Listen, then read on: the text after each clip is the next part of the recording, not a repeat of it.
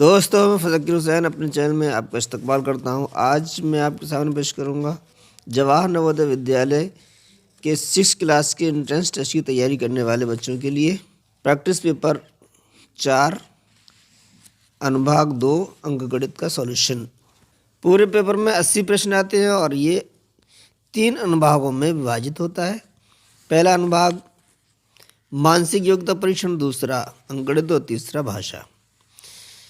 तो मानसिक योग्यता परीक्षण के 40 प्रश्न और अंकगणित के 20 और भाषा के भी 20 और टोटल नंबर होते हैं इसके 100। तो अनुभाग 1 मानसिक योग्यता परीक्षण के 40 के बाद अनुभाग नंबर 2 अंकगणित के 41 से शुरू होते हैं। तो ये है अंकगणित का पहला प्रश्न और प्रश्न पत्र का 41वां प्रश्न।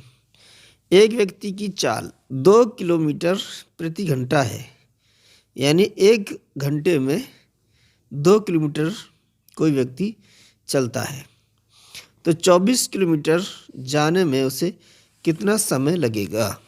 तो वैसे ही सोच सकते हैं कि 1 घंटे में 2 किलोमीटर जाता है तो 24 किलोमीटर जाने में कितने घंटे लगेंगे। तो इसके 1 घंटे में 2 घंटे में 4, इस तरीके से चलते चले जाएं तो 12 घंटे में 24 किलोमीटर जाने लगेगा वो। और ये देखते हैं, ये हमारा सूत्र होता है समय बराबर दूरी बटे चाल। दूरी कितनी है 24 किलोमीटर और चाल कितनी है 2 किलोमीटर प्रति घंटा। 24 में 2 का भाग दे दें तो 2 में 2 एक बार गया, 2 में 4 में एक बार 2 बार चला गया, तो ये हो गया 12 घंटे। यानी उसे 24 किलोमीटर चलने में 12 घंटे लगेंगे।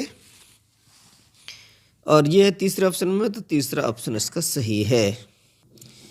अगला प्रश्न है रूट के अंदर 0.9 का मान बताइए।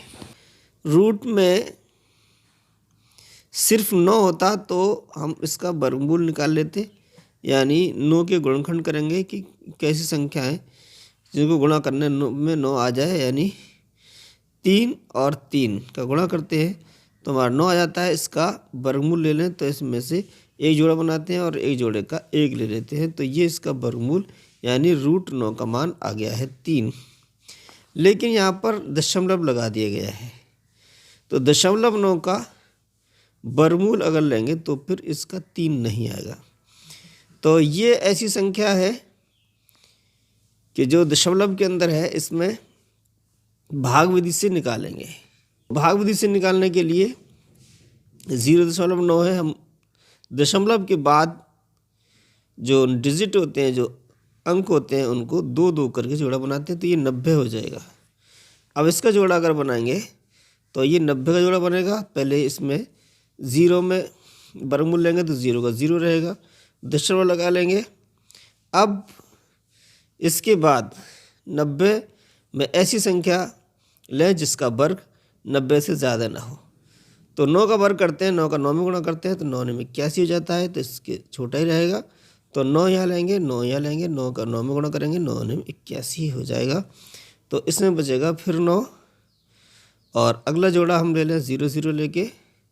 तो इस तरीके से ये सिलसिला आगे भी जारी रहेगा। 9 को जोड़ दें 18 हो जाएगा यहाँ। अब इसमें एक अंक यहाँ लें और उसी अंक का गुणा करें इसमें और इससे ज़्यादा ना हो, तो ये सिलसिला आगे जारी रहेगा। इससे ही हम देखते हैं कि ऑप्शंस में देखें, यहाँ 0.3 है, 0.03 है, तो यहाँ 0.9 के बाद 2 है और यहाँ 9 के बाद 5 है। तो यहाँ पर हमारा थोड़ा कन्फ्यूज़न है, तो एक अंक और लेना पड़ेगा। तो एक अंक और ले लें 9 के बाद, तो यहाँ पर एक अंक यहाँ छोड़ें और एक अंक ये छोड़ दें, ये हो गया 90 और ये हो गया 18। तो 18 का भाग हम 90 में दें तो 18 पंजे 90 होता है। अब 5 को यहाँ रखें, 5 का ही गुणा करें, 5 25 हो जाएगा और 5 8 40 और 2 42, 5 5 और 4 9, तो तकरीबन 5 के ही आएगा, क्योंकि ये जो है हमारी 5 से ज़्यादा, इससे 900 से ज़्यादा हो रही है। तो ये आ रही है हमारा 925, तो तकरीबन हमारा आ जाएगा 0.95, क्योंकि 2 तो आएगा नहीं, अगर हम भाग देते हैं तो 4 बार चला जाएगा। तो ये हमारा आंसर होगा चौथे ऑप्शन में 0.95। 92 नहीं होगा, इसलिए चौथा ऑप्शन इसका सही है। यदि 7 क्रमिक संख्याओं का औसत 20 हो तो उन संख्याओं में सबसे बड़ी संख्या होगी। यदि 7 क्रमिक संख्याएं, तो हम यहाँ समझेंगे क्रमिक संख्याएं कौन सी हैं, जो ऐसी संख्याएं जो क्रम से आ रही हैं। यानी अगर हम कोई भी एक संख्या ले लें 11, तो इसके बाद जो क्रम से आएंगी उन्हीं संख्याओं को क्रमिक संख्याएं कहेंगे। जैसे 11 के बाद 12, 13, 14, 15, ये सारी संख्याएं क्या हैं, क्रमिक संख्याएं कहलाएंगी। तो फिर 7 क्रमिक संख्याएं कौन कौन सी हैं ये नहीं पता है, तो अगर हम यहाँ हमने 11 ली तो इसमें एक जोड़ा तो 12 आ गई, उसमें एक जोड़ा 13 हो गई। इसी तरीके से एक एक जोड़ चले जाएंगे, क्रमिक संख्याएं आती चली जाएंगी। तो अगर हम पहली संख्या कोई भी x ले लें कि ये हमारी पता नहीं है x कितनी संख्या है, तो अगली संख्या x+1 हो जाएगी, फिर इसके बाद x+2, इसके बाद x+3, इस तरीके से ये चलेगा हमारा सिलसिला x+4, x+5, x+6 तक चलाएगा, क्योंकि पहली संख्या हमारी x हो ही गई है। उसके बाद एक जोड़ा है, तो 1, 2, 3, 4, 5, 6, 7, ये 7 संख्याएं हो गई क्रमिक संख्याएं। इनको जोड़ लें तो इनका औसत 20 आ रहा है। तो इन सातों संख्याओं को जोड़ के और 7 का ही अगर हम भाग दे देते हैं, तब जो है हमारा जो औसत आएगा वो 20 है। तो अब 1, 2 ये 7 है, तो 7x ये हो गया। अब संख्याओं को जोड़ेंगे, 1 और 2 3 और 3 6, 4 10, 5 15 और 6 21। तो ये हो गया हमारा 21/7। अब 7 से ये दोनों डिवाइड हो जाएंगे, 7 का एक बार चला गया x, 7 या 21, x+3, 3 इधर हम घटा दें ला के, तो ये x की वैल्यू आ जाएगी, तो ये आ जाएगी हमारी 17। तो ये होगी सबसे छोटी संख्या, ये x। यहाँ पूछिए सबसे बड़ी संख्या, तो बड़ी संख्या है हमारी x+6, तो x है 17, तो x में 6 और जोड़ दें तो वो हो जाएगी सबसे बड़ी संख्या, तो 17+6 ये हो गई हमारी 23। तो 23 होगी सबसे बड़ी संख्या, तो ये है दूसरे ऑप्शन में। तो दूसरा ऑप्शन हमारा सही है। 1206 का 1/3 134 का कितने प्रतिशत है? 1206 का 1/3 यानी 1/3, ये जो है 134 का कितने % है? ये बराबर 134 का के जब हम गुणा कर देंगे, कितने % है? ये x/100 हम मान लेते हैं, ये x% है। तो अब 3 का इसमें भाग देते हैं, 3 का 4 बार चला गया है, 3 चौक 12, 1 0 0 आ गया, 3 का 2 में भाग दे दिया, 3 दूनी 6, तो ये हो गया 402। ये है 134 का कितने % यानी x% है 100। तो यहाँ से x की वैल्यू निकालना है, कितने % है? तो 100 तो आ जाएंगे इसके गुणा में और 134 आ जाएंगे इसके बटे में। अब इसका हम भाग दे दें 402 में, तो ये 3 बार चला जाएगा। 3 का हम गुणा करते हैं 4, 3 चौक 12, 3 त्रिक 9 1 10, 3 एकम 3 1 4, तो ये 3 बार चला गया है। अब 3 का गुणा 100 में कर दें तो ये आ जाएगा 100, तो ये हो जाएगा 300, तो 300% हमारा आ गया है। और ये है चौथे ऑप्शन में 300%, तो चौथा ही विकल्प हमारा सही है। यदि किसी वर्ग की भुजा को 20% घटा दिया जाए तो उसके क्षेत्रफल में कितने % की कमी होगी? अब कोई वर्ग है जिसकी भुजा भी हमें पता नहीं है, तो वर्ग की भुजा अगर हम a मान लेते हैं तो फिर उसका क्षेत्रफल कितना हो जाएगा? क्षेत्रफल होता है लंबाई गुणा चौड़ाई, और लंबाई चौड़ाई वर्ग की सेम होती है, तो ए लंबाई ए है और चौड़ाई भी ए है, तो ये हो जाएगा ए का वर्ग। तो वर्ग का क्षेत्रफल भुजा का वर्ग। अब ये था हमारा जब ए भुजा थी तब क्षेत्रफल था ए स्क्वायर। अब इसमें से 20% घटा दिया जाए तो ए का 20% का मतलब है ए गुणा 20/100। तो ये 20 पंजे 100 5 बार चला गया, यानी A/5, यानी ए का 5वां हिस्सा उसमें से घटा दिया। अब घटाने के बाद भुजा कितनी है वर्ग की, तो ए थी 1/5, इसको हमने उस भुजा में से घटा दिया, तो अब जो है बची है वो वर्ग की भुजा बची है 5 एकम 5 में से एक घटा दें 5 में से, तो 4A/5 ये आ गई भुजा घटाने के बाद। अब घटाने के बाद क्षेत्रफल कितना होगा, भुजा हमारी 4A/5 और 4A/5 दोनों लंबाई इसकी है, तो ये हो जाएंगी 4 चौक 16 A²/25, 5 का 5 गुणा किया, 4 का 4 गुणा कर दिया। अब ये क्षेत्रफल है, तो ये पहले क्षेत्रफल ए से कम होगा। कितना कम है ये हम घटा के निकाल लेंगे। क्षेत्रफल में कमी कितनी हुई है, पहले था A², अब है 16A²/25। अब इसको घटा दें तो 25 का इसमें गुणा करेंगे, 25A² में से 16A² घट गए, तो ये बचेंगे 9/25 और ये हो जाएगा A²। अब है ये घटा, इतने उसमें कमी हो गई। अब इस कमी का परसेंट निकालना है।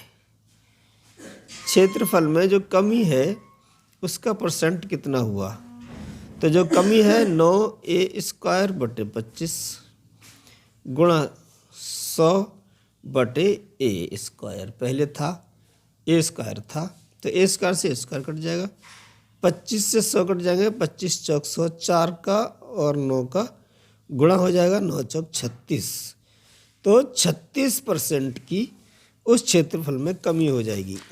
और ये है हमारा दूसरे ऑप्शन में, तो दूसरा ऑप्शन ही सही है। एक पुस्तकालय में 6000 किताबें हैं, जिनमें 60% अंग्रेजी में, 20% हिंदी में तथा शेष उर्दू में है, तो उर्दू की किताबों की संख्या कितनी होगी। तो परसेंट का मतलब होता है 100 में से, यानी अगर 100 किताबें हैं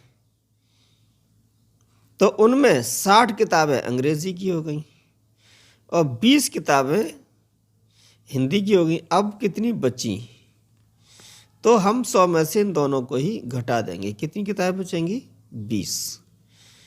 100 में से 60 घटाई 40, 40 में से 20 घटा दिए तो 20 बचे। अब ये 20 किताबें हमारी उर्दू की बची, तो ये 20% उर्दू की किताबें बची हैं। तो उर्दू की किताबें हैं 20%, यानी 100 में 20, तो 6000 में कितनी किताबें होंगी, तो उर्दू की किताबें टोटल 6000 में जो किताबें होंगी तो वो होगा 6000 का 20%, ये होंगी उर्दू की किताबें। अब इसको हल करते हैं, तो 6000 का की जगह हम गुणा लिख देंगे, 20% का मतलब है 20/100, तो एक 0 से ये 0 कट जाएगा, एक 0 से ये 0 कट जाएगा। अब 2 का गुणा कर दें, इसमें 2 का 0 0, 2 का 0 0 और 2 12, तो ये आ जाएंगी उर्दू की किताबें 1200, तो ये होंगी 1200 तीसरे ऑप्शन में। तो तीसरा ऑप्शन हमारा सही है। एक कार के शोरूम में एक वित्तीय वर्ष के प्रथम 6 महीने का कारों की बिक्री का चित्रलेखा दर्शाया गया है। तो ये चित्रलेख है हमारा जो दर्शाया गया है अप्रैल से सितंबर तक की कारों की बिक्री का, और यहाँ पर जो एक स्टार बना हुआ है ये 150 कारों को दर्शाता है, यानी एक स्टार है तो 150 कारें हैं और 2 स्टार हैं तो फिर वो 300 कारें होंगी। तो अब देखते हैं इसमें अप्रैल में 2 स्टार हैं, तो इसका मतलब है कि अप्रैल में 150 ये 300 कारें बिकी। मई में 1 2 3 4 हैं तो 300 ये 600 कार्य बिकी। और ये है हमारा 3 जून में तो 150 150 300 और 150 कितनी हो गई 450। 200 2 का 300 600 और 300 900 6 है इसमें तो ये 900 हो गई। और ये 5 है तो 300 ये 600 और 150 750 और ये एक ही है तो 150। तो इतनी कारें इसमें 6 महीने में बिकी हैं। अब देखते हैं प्रश्न क्या है इसमें। तो इसमें सवाल पूछा गया है यानी प्रश्न किया गया है कि तो बताएं आखिरी के 3 महीनों में कितनी कारें बिकी। तो आखिरी के 3 महीने कौन कौन से हुए, ये हुए हमारे जुलाई अगस्त और सितंबर। अब इनमें कितनी कारें बिकी हैं, जुलाई में 900, अगस्त में 750 और 150। तो ये हो गई हमारी 800 और एक 900 तो 2 महीने में ये हो गई और 900 ये, इनको तीनों को जोड़ देंगे तो कितने हो जाएंगे 1800 कारें उसकी बिकी हैं आखिरी 3 महीनों में। तो ये है 1800 कारें दूसरे ऑप्शन में, तो दूसरा ऑप्शन इसका सही है। यदि ए 20 से 50% अधिक है तो बी ए से कितने प्रतिशत कम है। तो इसमें भी हम ए कितना है ये हमें पता नहीं है। तो ए है 20 से 50% अधिक, तो बी अगर एक्स है, एक्स माने परसेंट में हम होता है तो हम 100 मान लेते हैं। तो 20 से 50% अधिक ए अधिक है, तो बी अगर 100 है तो ए जो है वो 150 होगा। ये होगा हमारा ए और ये होगा हमारा बी। तो ये ए बी से अधिक है 50%, तो बी ए से कितने प्रतिशत कम है। तो कमी कितनी होगी, ये 50 कम है, तो बी जो है ए से 50% कम है। अब कितने में से कम है, 150 में से, इसलिए इसको हम बटे में लिखेंगे 150। तो 50 से हमने डिवाइड कर दिया है, 50 या 150, ये आ गया है 100/3। 3 से डिवाइड करेंगे 100 को, 3 त्रिक 9 और एक बचेगा, 3 त्रिक 9 एक बचेगा, तो ये आ जाएगा 33 सही 1/3%। तो 33 सही 1/3 चौथे ऑप्शन में है, तो चौथा ही ऑप्शन इसका सही है। अगला प्रश्न है 5 गुणा 0.05 और फिर गुणा में है 0.005 का मान होगा। तो हम इसको गुणा अगर करें तो पहले संख्याओं से गुणा कर लेंगे, 0 हम इसमें छोड़ देंगे। तो 5 का 5 में गुणा करेंगे तो ये 25 हो जाएगा, और फिर उस 25 का 5 में गुणा करेंगे तो 25 पंजे 125। ये आ गया संख्याओं में गुणा। अब इसमें हम दशमलव लगाएंगे। दशमलव हम दाएं तरफ से शुरू करते हैं, डिजिट गिनना, अंक गिनना, 1 2 3 के बाद दशमलव यहाँ पर है और 1 2 2 के बाद दशमलव यहाँ पर है। तो ये दोनों दशमलव के बाद डिजिट है यानी अंक हमको जुड़ जाएंगे। 3 के बाद ये, 3 के 2 के बाद ये, 5 के बाद दशमलव लगेगा। तो 1 2 3 ये हो गए। अब 5 के बाद दशमलव लगाना है तो 0 बढ़ा लेंगे। ये 4 डिजिट हो गए और ये 5 अंक हो गए। 5 अंक के बाद दशमलव लगा लेंगे तो ये आ जाएगा दशमलव और 0 यहाँ एक और लगा देते हैं। तो ये उत्तर आएगा इन तीनों संख्याओं का गुणा, और ये है 0.00125 दूसरे ऑप्शन में, तो दूसरा ऑप्शन इसका सही है। 2 उम्मीदवारों के बीच हुए किसी चुनाव में कुल 20,000 मत डाले गए। जीतने वाले उम्मीदवार को कुल मतों का 60% मत प्राप्त हुए, तो हारने वाले उम्मीदवार को कितने मत प्राप्त हुए। तो टोटल जो वोट पड़े हैं वो 20,000 हैं।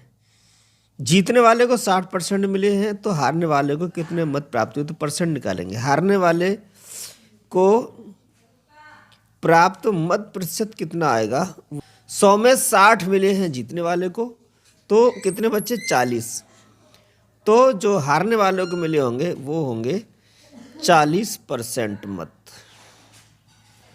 अब ये हारने वाले को टोटल कितने वोट मिले ये निकालने के लिए, को कितने मत मिले हैं वो निकालने के लिए क्या होगा कि टोटल मत है, टोटल वोट है 20,000। इनका का की जगह हम गुणा लगा देते हैं 40%, 40/100। तो इसको हम हल कर देंगे, 0 0 कट गया, 1 0 ये कट गया। अब 4 का हम गुणा करें तो 4 0 का 0, 0 में गुणा करेंगे 0, 3 0 में गुणा किया तो 0 आ गए। अब 4 का गुणा कर दें 2 में तो 4 दूनी 8, यानी 8,000 मत हारने वाले को मिले हैं। तो ये हो गए 8,000 तीसरा ऑप्शन में है, तो तीसरा ऑप्शन इसका सही है। एक व्यक्ति एक वस्तु 960 रुपये में बेचता है और उससे 4% हानि होती है, तो उसका क्रय मूल्य कितना था। तो हमें क्रय मूल्य पता नहीं है, इसका क्रय मूल्य निकालना है। तो हम क्रय मूल्य अगर माने x, तो विक्रय मूल्य कितना होगा, तो विक्रय मूल्य होगा x का 4%, यानी उसे क्रय मूल्य पर 4% की हानि हुई है। तो क्रय मूल्य कितना होगा, x का 4%, इसका मतलब है x गुणा 4/100। ये हो गया हमारा हानि। तो ये हमारी हानि हुई है। अब हानि हो गई हमारी इतनी, तो फिर विक्रय मूल्य कितना हो गया, तो विक्रय मूल्य जो दिया है सवाल में वो है 960 रुपये, और जो हमने माना है उसके हिसाब से ये क्रय मूल्य था x, इसमें से ये हानि हुई है तो माइनस और इसमें कर देंगे। इसको अगर घटा दें, भाग दे दें, तो 4 दूनी 8, 4 पंजे 20, यानी x/25। तो इसमें से x/25 घटा दें तो ये हो जाएगा x माइनस x/25। तो ये 960 ये होंगे, इसके बराबर होंगे। अब 25 का इसमें गुणा किया, 25 से कम 25, 25x में से 1x घटा दे तो ये 24x बचेंगे, तो ये हो जाएगा /25। तो ये हो गया 960 रुपये। अब x हमने क्रय मूल्य माना है, तो यही क्रय मूल्य आ जाएगा। x निकालने के लिए इस दोनों संख्याओं को इधर पहुंचा देंगे, तो बटे में है तो गुणा में आ जाएगी। 960 ये गुणा में पहुंच जाएगी 25, और जो ऊपर है वो बटे में आ जाएगी, ये हो जाएगी बटे में 24। 24 से ये कट जाएगा 96, 24 का पहाड़ा पड़ा, 24 चौक 96 होते हैं, और 1 0 ये 40 हो गए। अब 40 में 25 का गुणा करना है, 25 का हम भाग गुणा करेंगे 0 में तो 0 हो गया, और 25 का 4 पड़ा, 25 चौक 100, तो ये हो गया 1000 रुपये x बराबर। तो ये x की वैल्यू 1000 आई है, और x हमने क्रय मूल्य माना था, तो 1000 जो है वो क्रय मूल्य ही होगा। तो ये है हमारा 1000 क्रय मूल्य पहले ऑप्शन में है, तो पहला ही ऑप्शन इसका सही है। अगला प्रश्न है 1800 रुपये पर 10% वार्षिक की दर से 10 वर्ष का साधारण ब्याज है।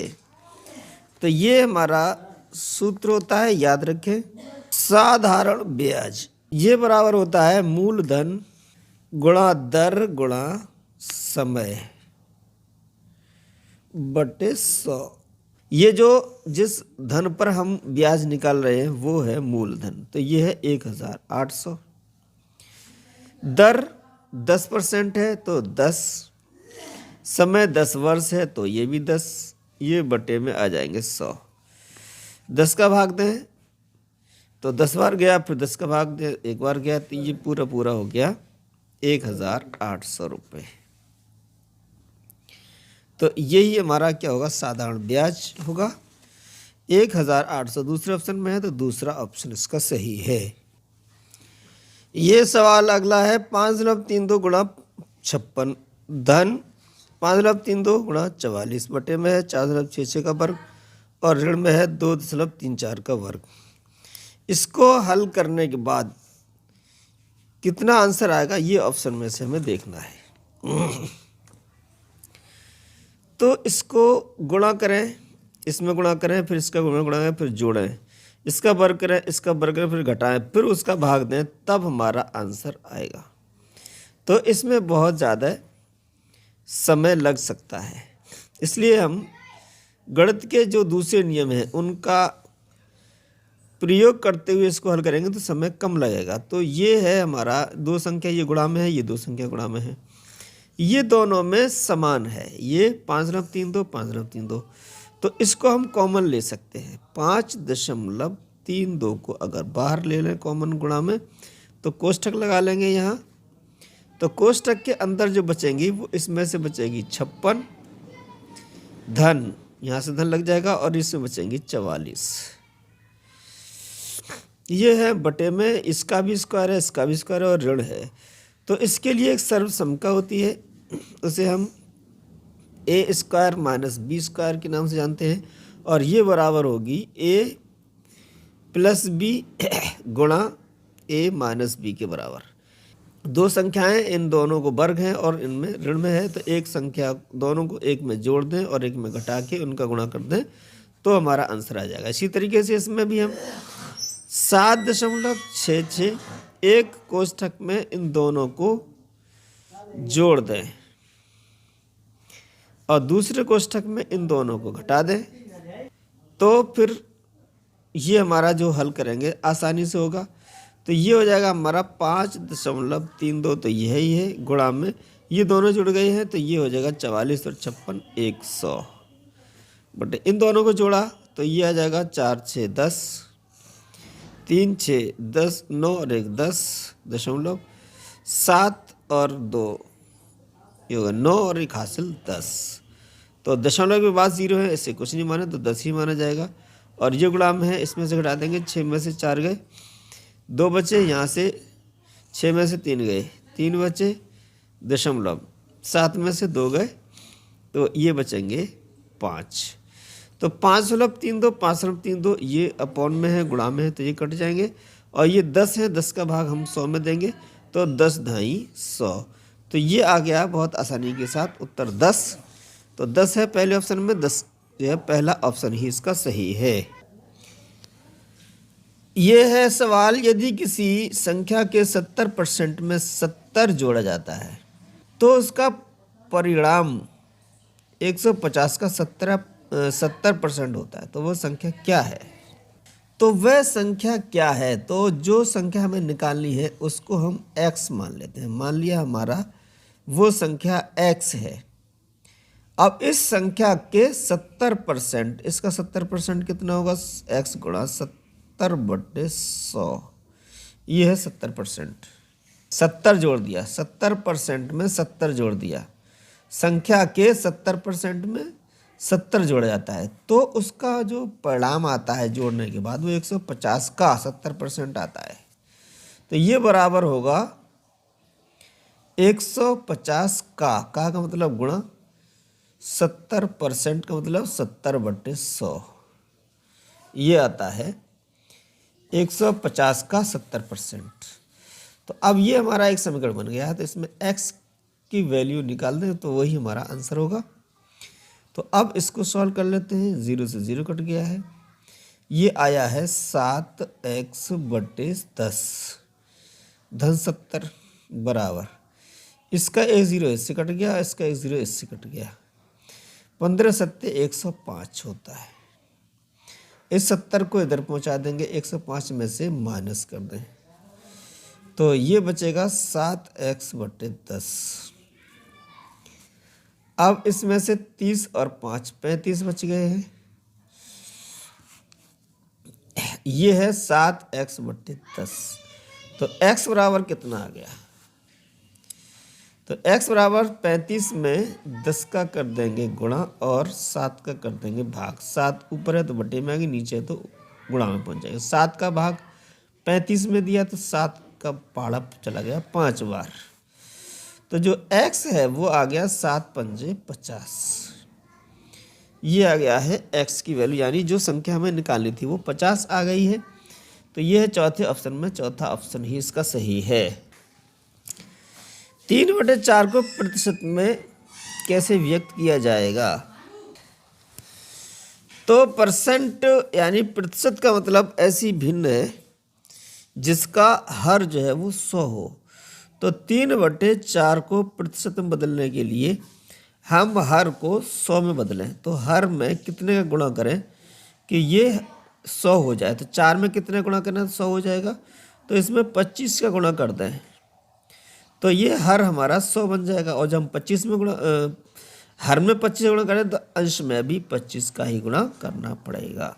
तो अंश और हर में 25 का गुणा कर दिया है। 25 तिया 75 हो गए बटे 25 चौक 100। अब ये आ गया है 75/100। इसको ही हम परसेंट में लिख सकते हैं, यानी इसको लिख दें परसेंट और ये पूरा हमारा संख्या आ जाएगी। तो ये आ जाएगा 75%। तो ये जो हमारा 3/4 था इसी को हम लिख सकते हैं परसेंट में 75%।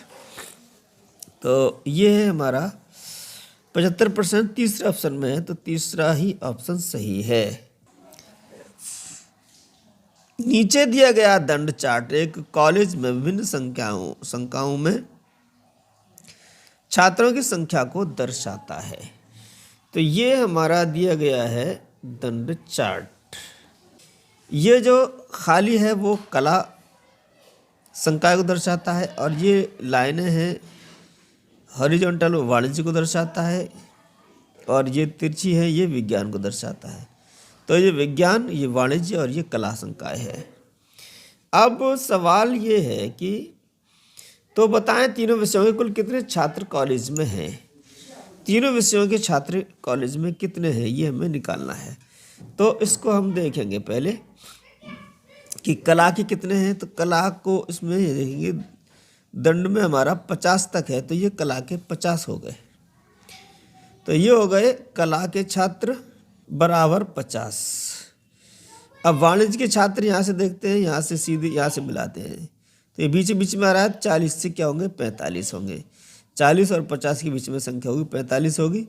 तो जो वाणिज्य है वाणिज्य के छात्र होंगे वो 45 है। अब देखें विज्ञान के, तो विज्ञान कहाँ तक पहुँच रहा है, ये पहुँच रहा है 60 तक। तो विज्ञान के छात्र होंगे वो होंगे 60। अब इनको जोड़ लेते हैं। 60 45 105 और 50 कितने आ जाएंगे 155। तो ये हो गए पूरे कॉलेज में तीनों विषयों के छात्र 155 और 155 है हमारे चौथे ऑप्शन में। तो चौथा ऑप्शन ही सही है। ये एक संख्या दी है गुणनखंड के रूप में है। 4 पे 2 घात गुणा 6 पे 3 घात, 10 पे 3 घात गुणा 15 पे 3 घात, 16 पे 2 घात गुणा 75 पे 2 घात। इसके लासा मासा क्रमशः क्या क्या है, लासा कितना होगा और मासा कितना होगा ये हमें निकालना है। तो 4 पे 2 घात हैं और 6 पे 3 घात हैं। हम लासा या मासा निकालने के लिए इसको अभाज्य गुणनखंड में बदलेंगे। तो ये 2 4 हैं तो 4 को भी 2 गुणा 2 लिख देंगे। तो 2 पर 2 ये हो गए 4 और उस पर 2 ये 4 हो गए और 4 पे 2 हैं। अब 6 है यहाँ पर, 6 को लिखेंगे 2 गुणा 3, इस पर है 3। तो ये जो आ जाएंगे हमारे 2 पे 4 घातें हो गई और यहाँ 2 पे 3 घातें और 3 पे भी 3 घातें हैं। तो जो अभाज्य गुणनखंड होंगे वो क्या बन जाएंगे, ये बन जाएंगे 2 पे यहाँ पर 3 है यहाँ पर 4 है तो 7 घातें हो जाएंगी। 2 पे 7 घातें हो गई और 3 पे हो गई 3 घातें। तो ये हमारा बना है पहली संख्या। इसी तरीके से दूसरी संख्याओं को भी करेंगे। तो ये है 10 पे 3 घातें और 15 पे 3 घातें। तो यहाँ पर इस पे लिखेंगे 5, 5 गुणा 2 हो सकता है ये, तो 5 पे 3 घातें और 2 पे 3 घातें, 10 हो गया। 15 को लिखेंगे 5 पे 2 घातें वो 3 घातें और 5 दिया 15 होते हैं 3 पे 3 घातें। अब ये संख्या आ जाएगी 5 पे 3 ये, 5 पे 3 ये, 5 पे आ गई 6 घातें और 2 पे 3 घातें और 3 पे 3 घातें। ये बन गया हमारी दूसरी संख्या। तीसरी संख्या है 16 पे 2 घातें और 75 पे 2 घातें। तो 16 को हम लिख देंगे 2 पे घात 4, क्योंकि 16 को हम लिख सकते हैं 2 गुणा 2 गुणा 2 गुणा 2, 2 दूनी 4 दूनी 8 दूनी 16, तो 2 पे 4 घात है और उस पर भी 2 घात है, तो ये हो जाएगा 75 है ये। और 5 या 15 पंजे 75, और इन पर भी है हमारी 2 घातें, तो 2 पे घात हो गई 4 दूनी 8, 5 पे हो गई 2 और 3 पे 2 और 5 पे 2, 5 पे 2 ये 4 हो गए, 2 पे 8, 3 पे 2 और 5 पे हो गई 4, ये हो गई तीसरी संख्या। तो ये है हमारी तीनों संख्याएं। पहली संख्या है हमारी 2 पे 8 घातें और 3 पे 2 घातें और 5 पे 4 घातें। यह 3 2 नहीं है बल्कि 1 2 है और 1 3 है। अब हमें निकालना है मासा। तो मासा में इसमें जो कॉमन फैक्टर है उसकी सबसे छोटी घात आ जाएगी। यहाँ पर 2 पे घात 8 है, या 2 पे घात 7 है, और यहाँ 2 पे घात 3 है, तो मासा में 2 पे घात 3 ली जाएगी। अब 3 देखते हैं, यहाँ पर 3 पर 2 घात है, 3 पर 3 घात है, 3 पर 3 घातें हैं ये, तो छोटी वाली घात आएगी 3 पे 2 घातें। 5 पे यहाँ है ये 5, यहाँ है तो 5 नहीं आएगा, तो ये आएगा हमारा मासा। 2 पे घात 3 तो 3 पे घात 2। तो लासा निकालते हैं, कैसे निकालेंगे? लासा निकालने के लिए जो कॉमन फैक्टर है उसकी बड़ी घात ले लेंगे। तो यहाँ 2 पे घात 7, यहाँ 2 पे घात 8 और यहाँ 2 पे घात 3, तो बड़ी घात आ गई 2 पे घात 8 गुणा। अब 3 पे घात यहाँ 2 है, यहाँ 3 है, यहाँ 3 है, तो बड़ी घात आएगी 3 पे घात 3। अब 5 जो है वो इसमें है ही नहीं, तो इसे छोड़ दें। अब इनमें और इनमें देखें तो इसमें 4 घातें, इसमें 6 घातें, तो 6 घातें आ जाएंगी, 5 पे 6 घातें। तो ये है हमारा मासा। 2 पे घात 3, 3 पे घात 2, और ये लासा 2 पे घात 8, 3 पे घात 3 और 5 पे घात 6। तो इसमें देखते हैं लासा जो है हमारा 2 पे घात 6 आ रही है, तो ये नहीं होगा। 2 पे घात 8 ये हो सकता है, और 2 पे घात 6 ये नहीं होगा। 2 पे घात 8 ये भी हो सकता है। 3 पे घात 3, 5 पे घात 6, यहाँ भी है, यहाँ भी है। इसे देखिए 2 पे घात 3 और 3 पे घात 2, मासा में 2 पे घात 3, 3 पे घात 2।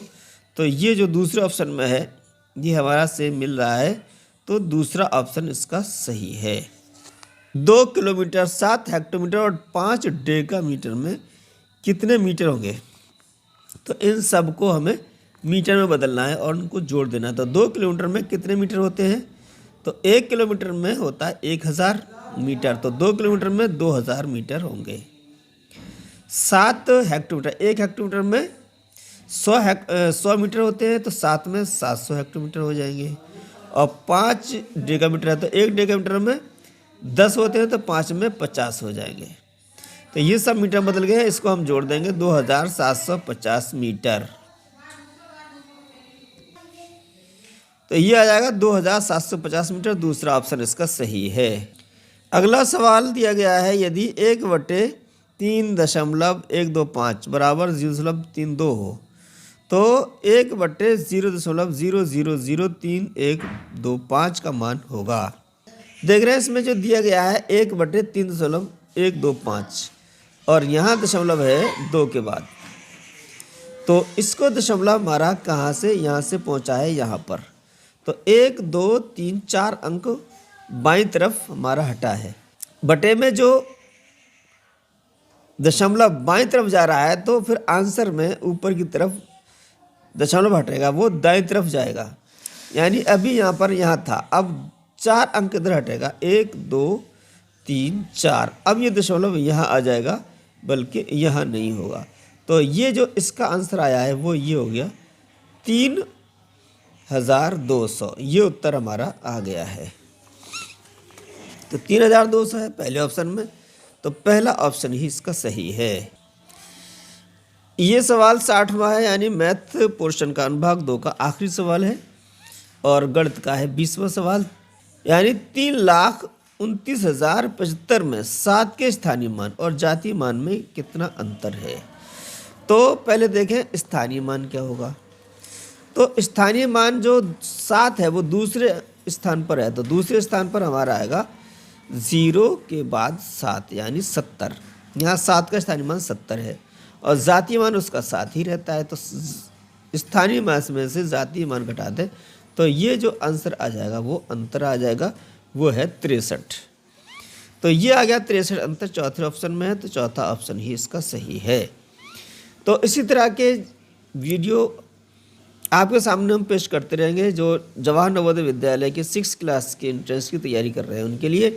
तो हमारे अगले वीडियो का नोटिफिकेशन आप तक पहुंच जाए तो इसके लिए हमारे चैनल को सब्सक्राइब करें, क्योंकि हम इसके बाद मानसिक योग्यता परीक्षण और भाषा के भी वीडियो पेश करेंगे। तो इसके बाद अगले वीडियो तक के लिए इजाज़त चाहें। सारे जहाँ से अच्छा हिंदोस्तां हमारा, हम बुलबुल हैं इसकी ये गुलसिता हमारा।